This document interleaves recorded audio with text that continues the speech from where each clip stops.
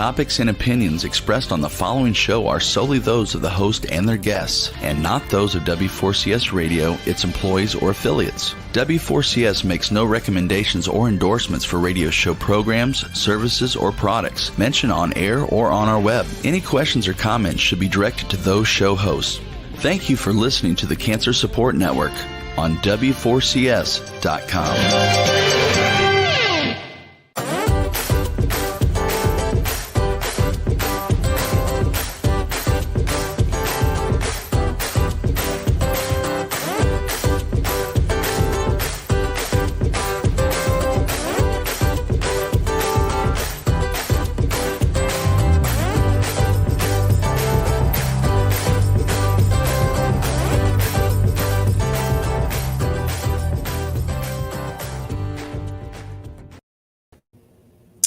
Hi everyone, welcome. It's Arthi with Light Up Your Life, and we're already into August. Hope you are getting some time to rest and relax and some reprieve with the summer months. I know it goes really quick, so hopefully you're taking in this season.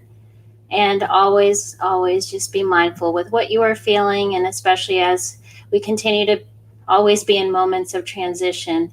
So just always pay attention to what your needs are. And I always encourage you to rest, especially during this sacred time of summer solstice. There's a reason that we enjoy this season so much. So just take time to be outdoors and to really reflect in what brings you joy. Today's guest is Heather Stang, and Heather is a wonderful being in so many ways. First, for me personally, Heather inspired me to actually start this show when I was on her podcast. It was the first podcast appearance that I had done. I believe it's now been a few months.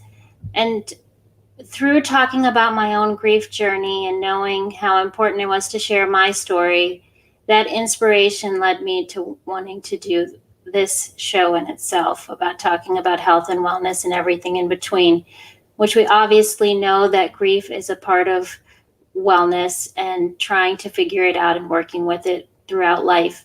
And that is what Heather has dedicated her life to doing. Heather is an internationally acclaimed yoga therapist. She also has a wonderful organization that's based in Frederick, Maryland, that we'll talk about with her. Heather also has written 2 books. One is called Mindfulness and Grief, and the other came out recently that I have a copy of, called From Grief to Peace. It's a really great time for this to come out, actually, with everything happening, has happened with the coronavirus and so many people looking for different ways to cope. Heather will be sharing her story of how she got involved in this field of grief work.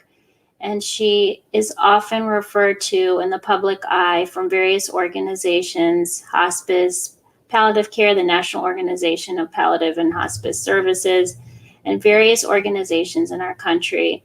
And I am really excited to have our conversation because Heather herself gets to share her story with us. So, Heather. Hello, and thank you for having me, Arthi. I'm so grateful to be here. Yeah. Thanks, Heather, so much. I know you are one busy woman, so to take the time, I just so sincerely, and I know our audience will sincerely appreciate your time. Well, also know I weave in a lot of downtime because I want to model good self-care. So like I'm busy when I'm busy. Mm-hmm. But don't think I don't have periods of time during the day where I'm just sitting, or like you said, sitting outside, because doing this work, you have to take care of yourself. You have to refill your cup, as we like to say. Yes, because you definitely cannot have a cup that's running empty, as you know. No, and you can usually tell when your practitioner's not doing well. And I don't want that for me or for anyone. I often think of it as we're not transferring suffering from the person who's hurting to the person who's caring. We're trying to alleviate suffering for both parties. And Yes. that doesn't always happen. Mm-hmm. That's totally true. Yeah. Heather, I always ask this question. Let's start in the beginning of time in your own journey and how you got to this work. It is, I call it one. So this beautiful, you like love it so much, but it's a beautiful story that unfolds for everyone that I've encountered when I've talked to people over the last 2 years in my own work. So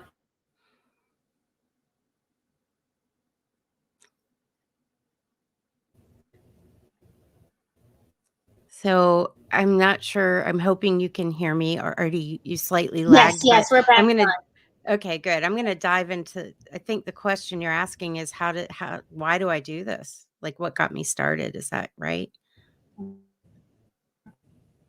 So Yes. I came to this work. You don't always know where you're going to wind up as things happen to you in life. You just deal with them as they come. And looking back now, my story really starts when I was a 7-year-old, and my mother had to pull me out of elementary school to let me know that her brother, my uncle Doug, who lived in Alaska, worked on the pipeline, had died by suicide the day before. And she knew, or maybe it was the day before. I don't know if we even know the real date. And just to give you all a time frame, this was 1977, and we're recording this in 2021. And we still talk about Doug several times a week. His narrative, his story, his life is still a part of ours. I do this work really in honor of him and my family. My dad's brother had also died when I was an infant. And so by this point, both of my grandparents had lost children, and both of my parents had lost siblings, and I lost my only 2 uncles. And that point on meant we were a bereaved family. And as those of you who've lost someone you've loved who are grieving know, that changes everything. It changes many dynamics. It changes how you view the world. It changes, how you relate to one another. And I will say that some people in the family had healthy coping skills. And that doesn't mean you grieve pretty. You don't need to grieve pretty. Like, people are like, I'm not doing it right. I'm a mess. No, that's what grief is. What I mean is they allowed themselves to be with their feelings and didn't try to stuff it. And other people didn't handle it in such healthy ways, and it leaked out in some maybe codependent behaviors or other habits that weren't necessarily healthy. It's not like when I was 7, I knew I was going to grow up and be a thanatologist. I wanted to grow up and be a ballerina or an astronaut. Like, that's where I was at that point in my life and for many years after.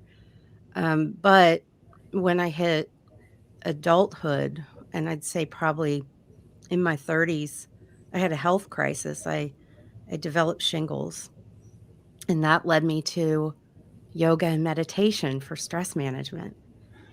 And let me tell you, I'd been going at, I don't know how many miles an hour in my life, but I had not slowed down. There wasn't the space I give myself in the day now. I didn't just sit. If I sat, I was probably drinking or eating. I wasn't just like sitting. And so shingles forced me to really look at my self-care and my stress management. And a nurse practitioner told me she told me to get a grip and go try yoga. And I did. And it was actually on retreat, my very first yoga retreat, standing in a mountain pose. So your arms are up overhead. And we were told to hold that pose as long as we could. That was the instruction.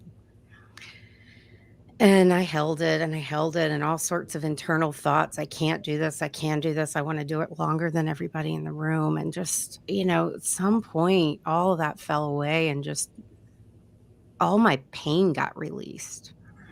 And there was just sobbing, there was just that, like all the unattended grief over my uncle, over other losses, my grandparents or my grandfather at that point, the dogs in my life, like all of it that I'd been stuffing literally in my food and drinking, came forth. And that was a pivotal moment where I didn't necessarily know grief was my trajectory then, but I knew that helping people was. And I decided like that week, I'm going to sell my business and become a yoga therapist. Wow. Yeah, pretty wild. And as many healers know, when you have, sometimes you don't know what your calling is, but it keeps knocking on the door. And I kept working with people who were bereaved. Those were the people who kept booking. And I really could see how it was helping. And I'll take this a little further and then I'll let you ask another question because I know I'm giving you like the long essay answer. No, totally. This is so great. But one of the things that also came out of this, yoga made me realize the importance of connection with other people and living a life of service. And so I started volunteering, got the training and volunteered on a suicide prevention hotline and wound up actually working there. I was there for 7 years, and I even went down to New Orleans to work on their suicide hotline after Hurricane Katrina when all of their volunteers and employees were missing, which was really hard. I mean, for them, not for me. Like it was tough, right? And it was that experience working on the suicide hotline where I met a person in school in the master's program of thanatology, the study of death, dying, and bereavement. And that was the other stepping stone. So that moment in the yoga retreat opened the door, and then working on the suicide hotline just kept the process moving forward. Wow. And that's why I'm here. That's amazing. I mean, Heather, you see your story, right? And you realize like it's always interweaved. Like you talk about the suicide hotline and how that goes with your uncle. And then you just say that you still talk about your uncle weekly. I think often we forget how important it is to have that legacy carried on by talking about our family that we have lost, or friends that we have lost.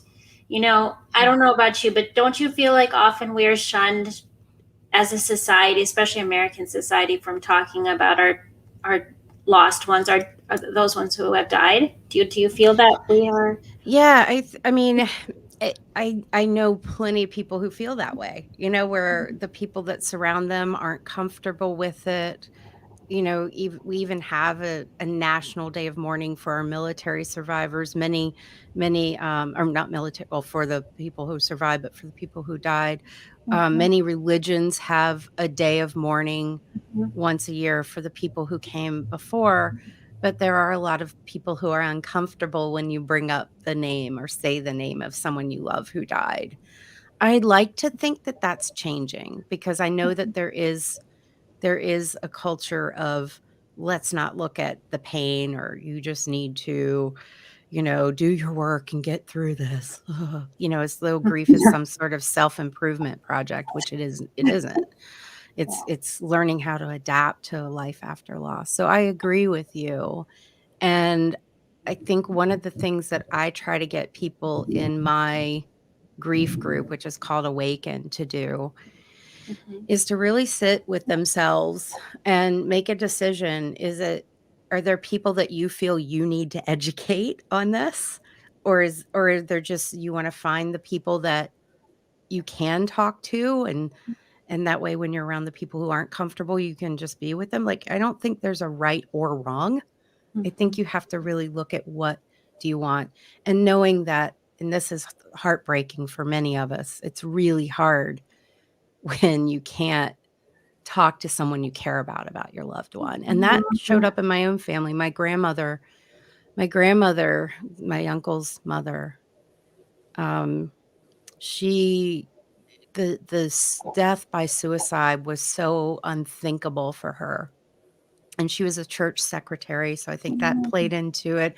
I think just being a mother, you don't want to think about it. And so for her, she even created a whole narrative where he was murdered. And so you couldn't even talk about what happened. And even when I worked on the suicide hotline, and she was such a sweetie sometimes, she'd be like, I think it's so nice what you are doing for those people. And I'd be like, I do this for Doug. When I was a little, maybe less sensitive, I think now, as I got older, and she'd be like, because she just could not absorb it. And so she was someone I could not talk to about my feelings because her feelings were so big that she had to find a different way to deal with it. Yeah. Yes. You do bring up a really important point about how some folks in your internal circle are not ready to go there. And then you're ready, but they're not ready. So it does. I think it can cause some friction in the relationship. So all of this dynamic seems to happen at the same time, right? Yeah. When you're totally stressed out. And I get a lot of parents who mothers, I will say, most of the people that come to me tend to be women, though I do work with men as well, but who will say something like, I just can't believe how my son or my daughter it's like they've forgotten him. It's like they won't talk about him. It's like, they don't even care. And I know from growing up with 2 bereaved siblings and from research and talking to people, they care very much.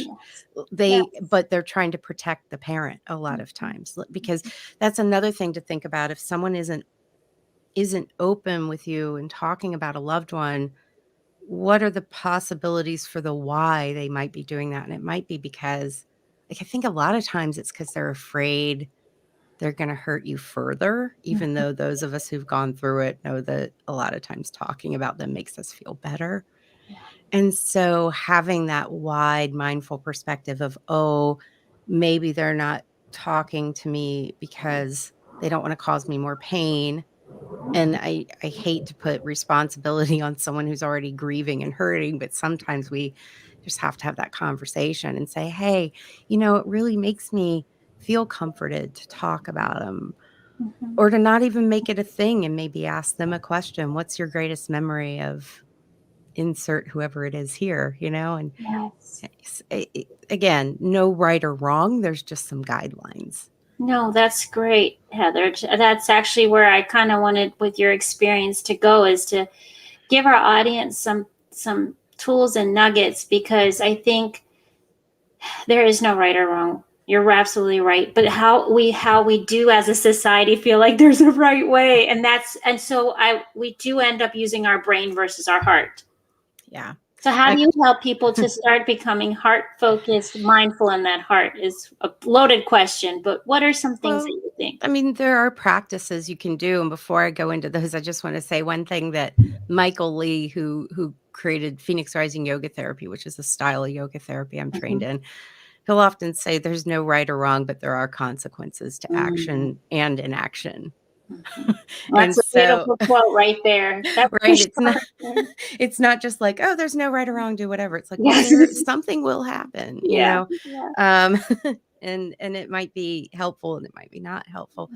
So what do you do when you have people around you and either they're getting on your last nerve, or they're not talking to you, or you're feeling really lonely, or you're feeling afraid?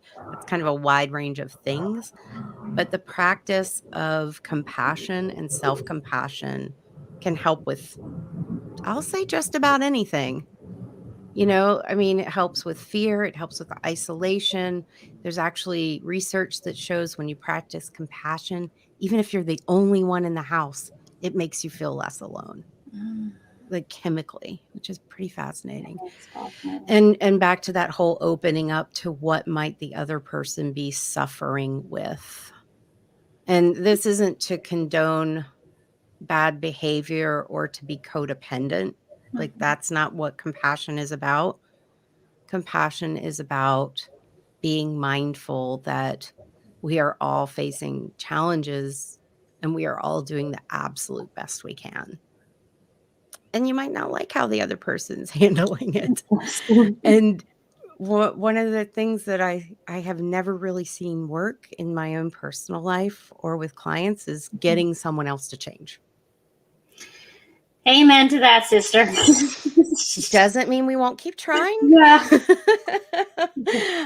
But It doesn't work. So it's about finding some peace with what is happening. So there are many, many types of compassion practices.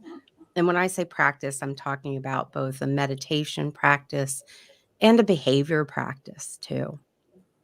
And it's the formal practice called metta, METTA, which means meditation of compassion and loving kindness. But you'll hear a lot of meditators call it metta because that's a lot shorter. We like the short words. But in that practice, you send a felt sense of care and compassion, which compassion means the desire for someone to be free from suffering. Like suffering has to exist for compassion to exist. That's different from happiness. Happiness is just wanting someone to be joyful, which is great too. But when we're suffering, becoming joyful might be quite a stretch. So let's just try to alleviate the suffering. And so in that practice, you send a felt sense in your body and a series of words, which some people think of as a prayer or a poem or just well wishes, like a little emotional greeting card, out to 6 different beings, specific beings. And those include yourself, which is, by the way, the hardest for most people, but I'm sure no one listening to that feels that way. So yourself, a benefactor, which might be a mentor, a religious figure, a spiritual teacher, someone who has shown up for you 100% of the time, or you could imagine they would. So it could even be someone you've never met or someone historical, someone that's just so benevolent that you have no trouble with them. So it is very rarely immediate family, because as much as we love them, that's where our shadow sides come out. True that. Right? Because Westerners we don't have, say, the guru system that in this culture. I think it might have even been the Dalai Lama. I know a bunch of Western teachers brought up this problem, and I think it was with him, and they came to the idea we can use our pets. So, because your pet, your dog or maybe your cat, depending on the cat, or, they just might, or horse, they might feel that unconditional positive regard that we don't get from people. The third is a friend or family member, but not the person who died. And the reason why is because we're focusing on alleviating suffering. And while you might get to that point, and I have used my grandmother in the past, even though like traditionally that would have been a no-no. I just used grandma energy. And then the fourth is a neutral person, someone that you don't know, but you could recognize their face, your postal carrier, your Amazon delivery person. That wouldn't have come to me until like the past year. Your, the person at the grocery store who helps you check out. And then finally you send it to, 5. 5 is a difficult person. I knew that was coming. You knew it was coming, right? It was all too easy. The difficult person is often a tough one, but it's also profoundly transformational. Now, the instruction is never pick your worst enemy or your nemesis. So for the Harry Potter fans out there, do not pick Voldemort. You pick he who shall not be named. You need to think of your hierarchy of people who've caused you trouble. Pick the easiest one, someone that you imagine would be easy to forgive in the next few weeks, or that it might even just blow off. It's not a big deal. This gives you the opportunity to practice that. And it also sets you up for not causing yourself more suffering. Because I love this list so much. Sorry, I also want to write this down. I'm going to come back to this. The number one rule of compassion practice is not to cause yourself suffering during compassion practice. And so if you are trying to force yourself to forgive someone who did something awful to you, you're going to sit there and suffer. That's right. And there's no need. Sense, Heather, when we think about the forgiveness model, which while you're talking, all I could think about was forgiveness for self. When this grief cycle is happening, there's a lot of that going on. Yeah, and I think of compassion as the precursor to forgiveness. Yeah, first totally. You start with, then you go into forgiveness, and that's in my book. I mean, that's in Mindfulness and Grief, and you'll also find it in From Grief to Peace as well, because they're very similar. They follow the same mindfulness and grief system. The difference is one is a book and the new one is a guided journal. So you'll find that as you work through it, there is a lot in the compassion section. And so now that we've done those 5, we get to send, for the 6th, we send it out to all beings everywhere. Oh, that's beautiful. Now, some people will be like, what if I don't feel compassion for all beings? Valid point. So sometimes that's a hard one for people, right? But I often say, just pretend what it would be like. Yeah, give yourself permission to go there is what you're saying, right? Just go there, because then you wouldn't have, if everybody, people cause problems because they are suffering. Again, that doesn't mean you have to be a doormat or codependent, but just imagine if everybody were free from their suffering. And yeah, that's probably not going to happen in real world terms, but in your heart, if you can just bask in that for a few minutes, if that desire, remember, you're not trying to make it happen, you're just hoping, There's a lot of health benefits to this, by the way, tons of research that shows it can alleviate anxiety, depression.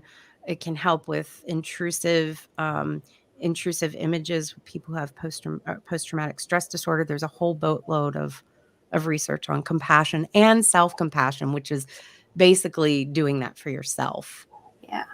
And like you said, that's a hard one. It is, but it's doable. And I always say it's a practice, not a performance. So don't just do any of these once and then say, oh, it didn't work for me. My self-compassion practice started, I think it was maybe 4 years ago, maybe 5. It took about 2.5, 3 years for me to really feel like all that negative self-talk that I had the 40 some years before that finally got rewired. And so it was a practice. It still is a practice, but so worth the time and effort. I love you sharing the fact of when it is a journey in self-compassion, and it ebbs and tides, right? Like it's never, there's stagnant periods with it. There's times. So even the best, well put together people who will tell you, and you work in this field, you can say that it is a continual practice, like all of it is, right? It's not a stat, like, okay, I have it figured out. Okay, like now I'm done. Pretty bow tied, like present.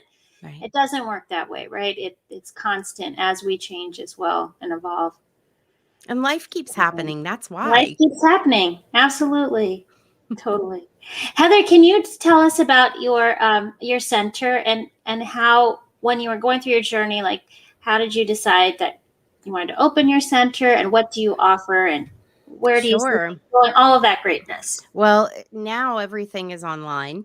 We're post-pandemic. So I opened the Frederick Meditation Center in Frederick, Maryland, probably 6 years ago. I've since actually turned it over to one of my teachers, Ray Manioki. Oh, okay. So if you're looking for they don't even have a space. They're online. But if you're in the Maryland area, or even not, you can check out frederickmeditation.com. It's my baby, but it's a baby that I turned over to someone so that I could focus more on the Mindfulness and Grief Institute, which is online.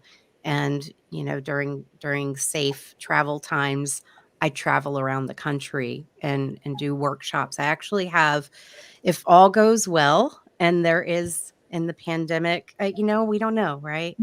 I'm actually doing a grief workshop at the Omega Institute in Rhinebeck, New York, fingers crossed, with 2 other wonderful thanatologists, October 1st through 3rd, 2021. Wow. And so you can go to my website, mindfulnessandgrief.com, and click on the retreat button under services to find out about that, or go to the Omega Institute's website. I'm really excited about it. This is so needed right now. And I'm going to be talking about mindfulness and grief and teaching a deep meditation, deep sleep meditation. And I'm also going to do a yoga practice that moves into a journaling practice that's in the new book, the new guided journal From Grief to Peace. So that's like a big thing coming up. And I hope it gets to happen live. I hope not only for me, because I want to connect with people, but I just hope that the suffering can start to go down. Yes. So that's one thing. The Mindfulness and Grief Institute is online at mindfulnessandgrief.com, as you can see on the screen, if you're watching. And there I do the Mindfulness and Grief podcast, which is a free resource. There are blogs, there are articles, but if you really want to practice and like really get the support that so many of us crave when we're going through grief, when we can't talk to our friends, when we can't hug our friends, I offer a online grief program that's both a course with videos and guided meditations that you can do yourself. And you can also join me online every week. And what I do, it's a little different than your local grief group, which I think are great. I'm all about hospice grief groups. The difference is I'm teaching actual self-care skills. So each week we have a topic, which could be anything from how to plan for an anniversary when your loved one died, or mindful eating, where we all bring snacks and learn how to eat slow, or it might be how to sleep hygiene. And so I post that every month, and we meet, and I have a daytime and an evening program. And you can hear me talk about it. Absolutely. I love my group. The people in it are so loving and supportive of one another. And while I know that the tools I am giving help tremendously, I also know that just being able to speak and not be judged, or hear someone else is struggling what you're struggling with, it's one of the most important components. And you can find more about that. Again, go to Mindfulness and Grief and click on the support button, or you can go directly to meditationforgrief.com, and that'll take you right to Awaken, to the program. That's awesome. I love that you have created this space. And I know as a group, when you run a group or a group leader, the biggest joy, like you shared, is when that group coalesces and they lean on each other and they feel free and unconditional positive regard, like you used that word earlier, but they give each other and they hold each other in such a space, which can be done virtually too, right? Yeah, absolutely. And, I was already doing this before the pandemic. I mean, I've had this group online for, I think, 4 years now, maybe 3 or 4 years. And when the pandemic hit, I was grateful that I already had that set up and that I already knew it would work. That's great. Because I had so many therapist friends coming to me who were really, understandably shaken up. Like, how am I going to connect? And I'm like, feel it in your body. Yeah. Feel it. Like, just if you feel it, they will see it. Like, it's not the same as hugging someone, but online still works if you really care. I think that is so true. Look at how the world has connected through Zoom and all of these interfaces because body language and eye contact and feeling, like energy, like you described the energy when you were talking about, that's the only word I could think about, right? When we're talking about those six, the reaching out to six people, it's all energy based, right? And that's exactly what you're talking about when you can do this work and feel all of it. Yeah. It's innate in us. We all already have it inside. It might be learning how to tap into it and cultivate it, and like everything else, it is a practice. But one thing I do whenever I hop on a call is I do, and I did it today. I didn't know if you could see me in the green room, but I actually close my eyes and take a breath and do a little short compassion prayer for myself, for the listeners, and for who I'm connecting with. And that really, that whole fear thing, I want to just, I don't know how much time we have, but we have time. Okay. Grief is scary. It's scary because, I mean, first it hurts because you have that heartache of grief. Like, that's the above and beyond, is missing your person. That's the number one.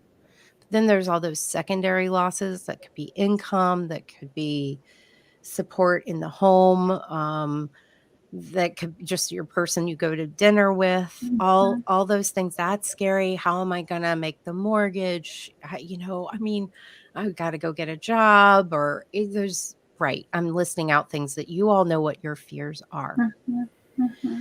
And while some things can't always just be solved by thinking through them, if they could be, we would just have solved everything. We'd know the solution for everything. Sometimes you have to feel your way through. And because that self-compassion practice, or compassion, both of them, they're very interchangeable. I mean, one is for you, one is for other people, but because that actually activates this part of you that feels connected, you feel less afraid. Like, it actually helps with that. And so I'm going to invite you and the listeners to we'll do a very short practice. And I like to give credit where credit is due. And I believe I heard these words from Tara Brach. I could be wrong, but I love these words. So just, if you want, you could bring your hand to your heart. And if you're not listening in the car, please don't close your eyes or take your hands off the wheel if you are listening in the car. But if you are in a safe place, hand on your heart or on the back of your other hand or anywhere else where it feels right. Take a breath and silently to yourself say, "This is hard, and I am doing my best." And notice how that lands. And that is self-compassion right there. And you can allow your eyes to open. I think that is one of the kindest things we can do for ourselves. Heather, thanks for reminding us how simple,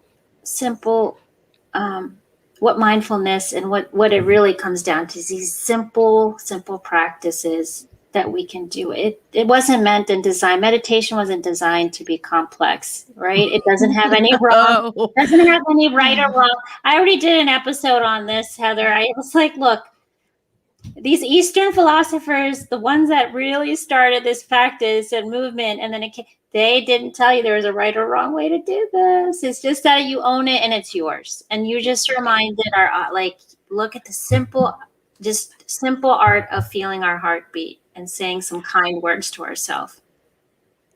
That's so simple. And I get that sometimes being kind to ourselves, I know, it's full of history. Yeah. But that's why it's a practice. And understanding that part of compassion, part of self-compassion, actually a third of it, if you will, if one can make this mathy. Kristen Neff does a lot of research. I think she's the predominant researcher in self-compassion, and she breaks it down into 3 components. And one of them is mindfulness, and not just meaning being present, but really not being avoidant. So being able to be with that which is difficult rather than running away from it or diving into the vortex and having it swallow you, but to have some equanimity around the suffering. The second piece, and these aren't necessarily in an order. I'm just listing them in an order.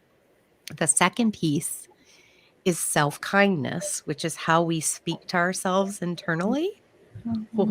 Which sometimes, like, wow, would you go to dinner with someone who talked to you like that? No. And then the third piece, which when I started my self-compassion journey I found this one the easier place to start. I decided to pick one and focus. And that's common humanity. This is not happening to you because there is something wrong with you or because you didn't make good choices or whatever your self-talk is.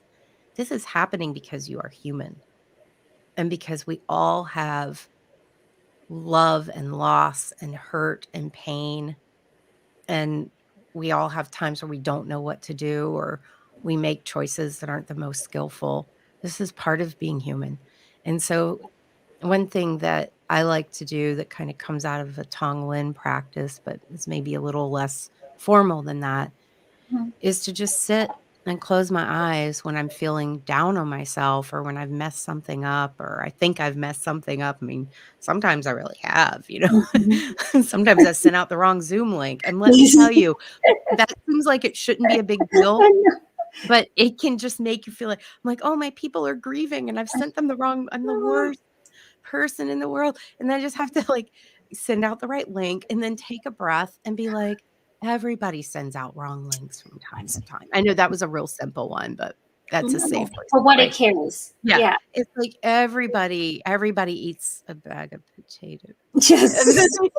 Everybody like, or maybe not everybody, but there are people. Or another thing you can do is even get real specific and picture other grief group facilitators around the world that have also sent out the wrong link to their like you get real specific and suddenly you aren't a failure. You're just human. And that creates space for you to continue in service, for you to get out of that spiral, and this can work with parents. You're not the only parent who has snapped at a child when you are grieving. You're not, there's so many things, right? It doesn't mean you want to continue sending out the wrong link or whatever it is, but this motivates you for positive change rather than keeping you in a cycle of shame and blame. Shame and blame. Yes. Brené Brown, shame and blame and guilt. Yes. We know what those words carry, but Heather, while you're talking about this, it is about, and I know we were talking about forgiveness earlier, but really that self-compassion comes down to because we're always rushing the process. I know I was like, what's wrong with me? And I was like, oh, wait, maybe it's the monthly anniversary, right? Then I would try to give it some meaning and so I just encourage people to you just have to, I say it's hard, but you do feel it all, right? Give yourself permission to literally you're having, I don't know anyone who describes their symptoms doesn't say they didn't feel their heart literally shattering into pieces, right? Or something, right? Or those types of sensory feelings that we have. And I just encourage our audience, just so you know, it's totally normal. It's totally human. And Heather, for you to even just remind us how simple we can go, those naps and those moments of rest, I can honestly tell you how healing they were for me. And I didn't realize until you were really describing what things can look like in closing our eyes and just giving ourselves permission, Yeah. It doesn't take a lot of time to shift the direction you're going in. And I'm not minimizing suffering. Like it doesn't mean that you're going to open your eyes and everything's okay when it isn't. It does mean that you're going to feel like you have a little bit of control when actually your body becomes your ally and it can take a lot of the control off of your brain if you empower it to do so. You don't have to think your way out of grief. At some point you'll get to the point where you're writing your, maybe not literally writing in a journal or something, maybe you are, but where you're rewriting your story moving forward, where you do some thinking and some inquiry and maybe some more contemplative meditation. But in the early period of grief, harness your body as your ally. That's going to take care of the overwhelm so you can tend directly to the pain. Oh my gosh, you're getting so many great nuggets. We still have some time left, and I really just want to talk a little bit about this treasure because I have to say, I think a lot of people really do need some prompts to help them. But I actually want, if you are okay with me discussing one question I have. Yeah, I was actually going to open. I've got my copy right here. I was going to show. I'm writing in mine. The hardest part when I did the launch with this, the hardest part for all of us was to put pen to paper in a book. Like we had to just be like, okay, everybody, hold your breath and start writing. It's a guided journal. You're helping it achieve its purpose by writing in it. But talk to me about what you find helpful about this, because I'm curious. Well, Heather, I want to read you the page. Everyone, there's a page in here called Mindful and Awareness. I just want to read this out loud and get the thoughts from Heather. When grief has shattered your assumptive world, mindfulness will help you find stability in the present and empower you to choose how you relate to your experience. Freed from habitual ways of thinking, you will see more clearly the next step you need to take on your grief journey. It's very early in the book. I believe it's like after Heather shares a little bit of her story and how to navigate. It's like literally the first section. When I read this, I can tell you the permission to go inward so quickly. Like I'm almost getting teary-eyed at this point. I think it just gave that permission that I can imagine anyone picking this up can like allow themselves to do, to have permissiveness. Let me open this door open and let me really explore again in a different lens. Wow. I'm honored you picked out a quote to read first off. And my heart is just warm knowing that it gave you permission. Totally. That's actually, it's funny or just timely, I guess. This past week in Awaken, in my online grief group, later in this book, do I do a spoiler? Later in the book, yes, hold your ears for 15 seconds. There's actually a permission form, 2 of them. And one is a permission form for you to do something, and one is for you to not do something. Wow. And we did that as the topic this week. And it was amazing what came out of just even sitting with the idea of giving yourself permission. Like I love that it's a whole concept. It is a whole beast. It could actually be broken into subtopics of permission and permissiveness and whatever you want to call it. But I'm so glad. I just love that you. Yes, because that is where the floodgates happen, right? Because it is a social construct, permission. It really is. And even sitting at home alone in a lockdown, we hold ourselves back. Yes. Probably even more so because the fear is higher. And so, it might be permission to take a day off and be with your grief. Very much so. Oh, which is kind of scary. But if you have a structure like this book or some meditations to do, it's going to be not just spinning your wheels for 8 hours. Yes. Or maybe that's too long. 6 yes. hours, whatever you choose to do. So totally. I'm so happy with this book. It's Mindfulness and Grief was my first book. And like I said, it's a system for bringing self-care and meditation and movement into your grieving life so that you can survive it and grow from it. Not to say that you want that growth. We want our people back. I always say that. But from grief to peace is all the journaling prompts that did not make it into mindfulness and grief. Got you. And I just love this journal so much. Heather, we're almost at the end of our time, but can you just share something you want to parting words for our audience today? Yes. What my hope for you is that you can be very gentle with yourself. Free yourself from expectations and listen to that voice inside of you that is telling you to find some stillness, to fall apart, to find hope, and to connect. Just allow yourself to be with your grief, knowing that it's a natural human experience, albeit painful, but you will survive, especially if you're kind to yourself.